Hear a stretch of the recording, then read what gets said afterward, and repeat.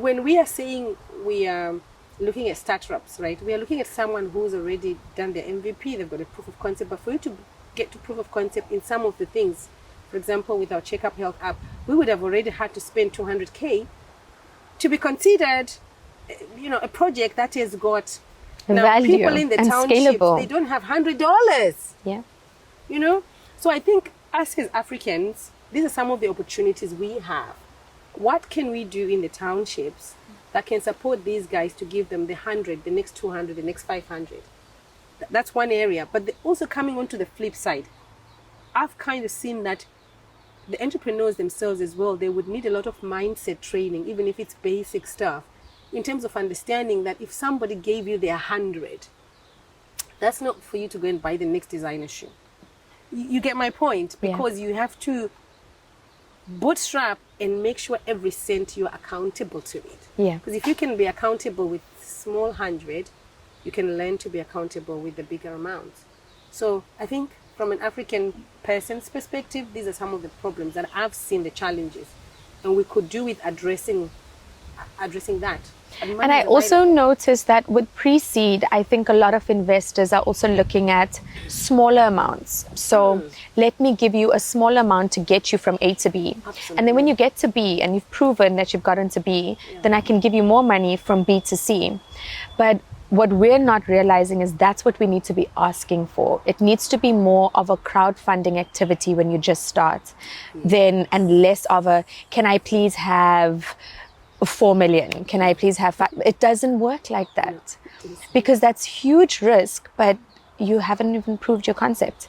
So if you don't have a proof of concept, but you have a great idea that could be proven should you be given the money, break it down. Whether it be quarterly, whether it be yearly, break it down and then say, well, this is what I'm going to achieve. Let me achieve this. And then you give me the next amount, and then you give me the next amount. So that's what we're trying to do now. I think that's brilliant. Yeah. I think that's brilliant. That's absolutely amazing. I think you've kind of found the sweet spot of that. I'm trying to figure it out. Yes, that's the sweet spot. Because with investors, remember, money is not free.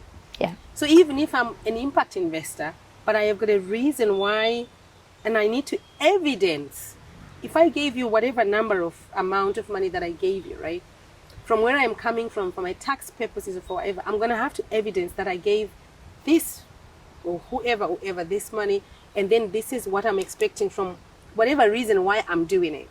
So I think that understanding needs to be the investors. They genuinely want to be invested, but they also want to be able to get their end of the stick, whether it's money in return or the impact. If it's impact, is it measurable? Yes. And can I have my reports back when I have, given you that money? And I know smaller charities and smaller entrepreneurs in the township, that's their biggest challenge. We want them to even measure that if they say, I want to walk from A to B to C, can you give me a report of, if I gave you, but that becomes so much more difficult. Like, I hands down believe that I will be financially successful eventually. Absolutely. And I'm not there fully yet. Yeah. But when I am, I want to be able to give back, and I want to be able to help these communities in the startup space. But I don't think I want to be that hectic about it. Yes, I get that, like, everything needs to be measured. But I also want to trust and believe that how I needed someone to trust and believe in me, I want to be able to trust and believe in another startup and say, here's some money, let me get you from A to B, and let's see how it goes from there. And I hope that is, I don't hope, but I know that is something that I'm definitely going to do, especially having mentored some of these startups. I think, it's been such brilliant concepts, but they're struggling. Yeah. And personally, the last year has been a struggle mentally. And I think being a startup founder, it's a huge thing that we're neglecting. Mental health is so important. Sure. There were moments of wanting to give up. I was like, no, I can't do this. I don't know how I'm going to pay rent, how I'm going to do the office rent, how am I going to be able to give back to family, how am I going to be able to look after myself, how am I going to be able to pay employees? And those were stresses that I had to go through. So last year I faced some of the toughest challenges. But all I can say is that it hasn't gotten completely better, but I've learned to deal with them better. And that comes from mindset.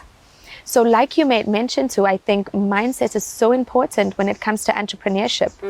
It starts with believing in you and others to see that you are actually worth taking the risk. And entrepreneurship is not easy. No. But if you have a strong mind to be like, I'm going to do this, I'd be more willing to give you the money, despite you having every sort of box ticked. And I mean, I may be saying this now and it could change when I'm in that position. I don't know. But I hope to get there soon. I really agree with you, and I totally admire your mindset, and I totally love it.